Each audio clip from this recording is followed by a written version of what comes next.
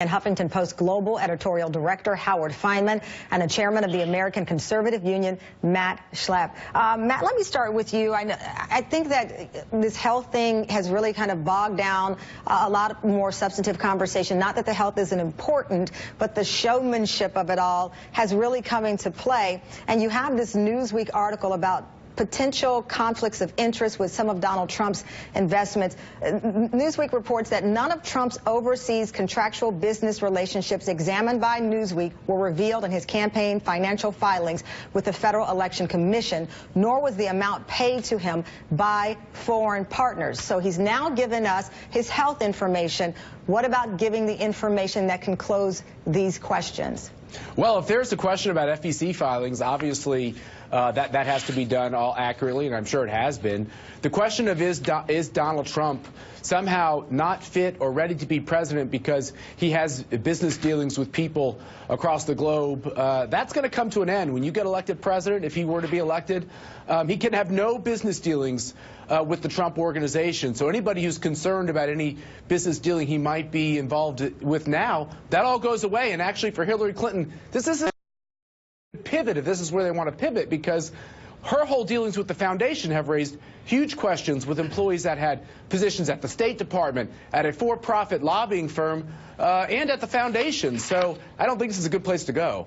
Howard, your reaction to that? I mean, that as if magically all of these questions, that this would be a blind trust, that Donald Trump would have nothing to do with it.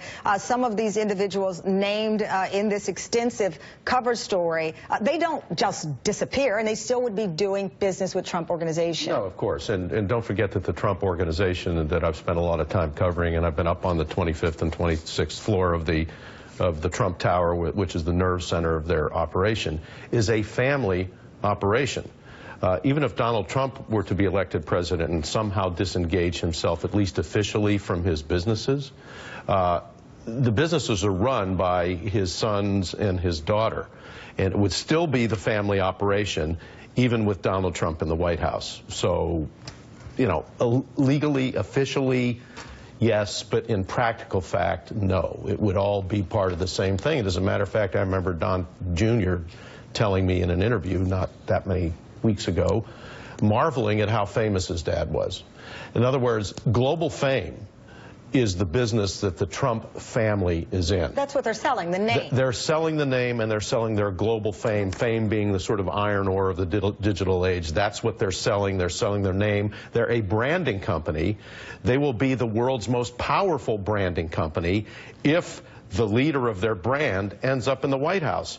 In that sense, this entire campaign is a business proposition by Donald Trump. And Matt, it goes back again to if Donald Trump is capable of having this blind trust and it works out as you've pointed out, this would require transparency. By all accounts, he's the least transparent person to ever run president. I know that you can pivot and say, well, Hillary Clinton, blah, blah, blah, blah, blah. But in reality, you know what? If you're running a race and you're the last guy, you can talk about the guy that was in front of you all day. You're still the last guy. So as far as transparency, he's dead last. Look, as far as this race is concerned, there's a lot of rules that are being broken. Tamron, are you okay with those rules being broken?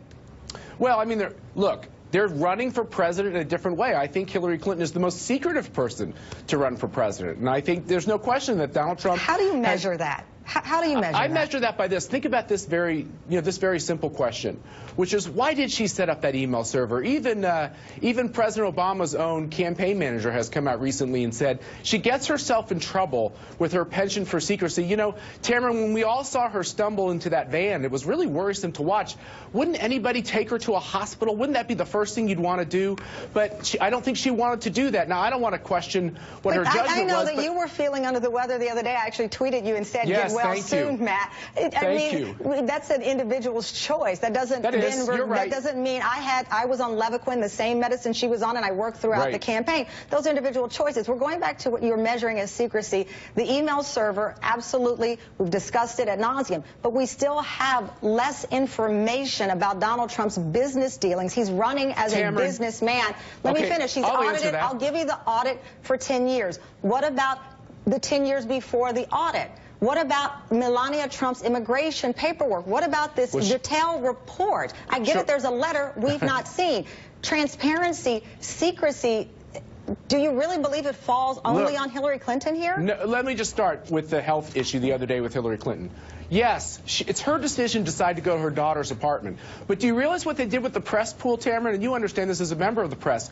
They got the press and they brought them to a different part of the event so that they could sneak her into this van. That's not how a press pool works.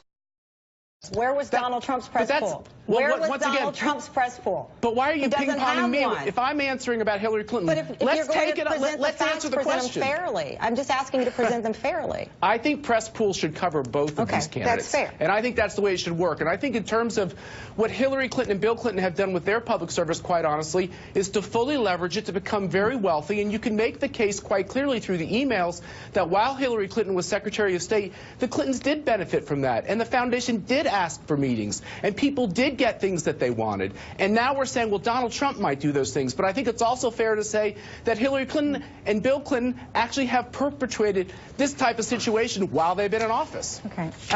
Howard is sighing deeply here. So this is in from Elizabeth Warren right now. The FBI released Hillary Clinton's information citing intense public interest. It should do the same for its Wall Street FCIC investigations. That was just from Elizabeth Warren. Well, the reason I'm sighing and maybe laughing a little bit too, not with glee, but a little bit with sadness here, is that there are two different standards being applied in this entire campaign.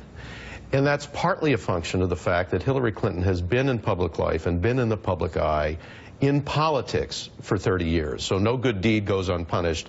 All of her service flips the other way in terms of demands for transparency, for openness, and so forth. Whereas Donald Trump has been in the world of business in New York, real estate in New York, where secrecy really is the mode of operation as you try to put together a package to build a building, okay? I should note that when asked about his taxes, he said none of your business. None of your business, exactly. It's none of your business how I assemble this package to build this building. And he's still a novice, even though he's been on the fringes of politics all of his life. This is his first time in the arena, and because he's a reality TV person and is great at the mumbo-jumbo of public life, he's held to a much lower standard. And that is the dynamic of this campaign, and that is the reason Hillary Clinton has a real race on her hands. There are two different standards. There's a reality TV world and a reality world, and they're clashing in this campaign. And we'll see it clash in an epic way at this upcoming debate, which many people believe will be the first thing that's mattered in a long time. Absolutely. Considering what we've been discussing. Howard, thank you. Matt, Phil.